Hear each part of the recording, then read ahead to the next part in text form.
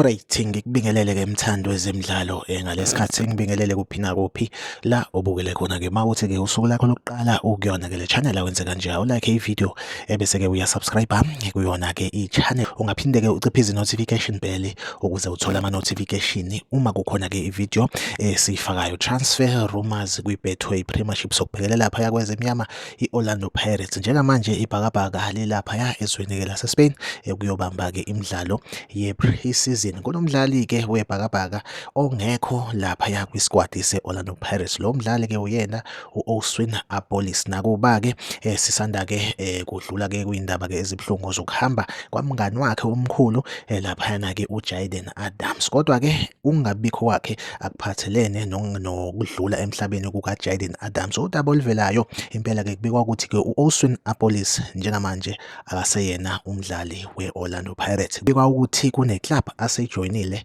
laphana-ke ePortugal. Ngeke ngezwa kuthiwa-ke phambilini i-FC Porto iyamfuna ngempela-ke kuthiwa-ke ujoyine-ke i-club esePortugal. Okungenzeka ukuthi-ke u-Oswin Apolis njengoba singambona kwi-pre-season usejoyine i-FC Porto yalaphana-ke ePortugal. Impela-ke akaseyena umdlali-ke we-Orlando Pirates. Iyona update engiyiphethe-ke njengamanje. Like ivideo, subscribe kuyona-ke i-channel. Mina nawe ahlangabezana kwivideo elandelayo, nisale kahle.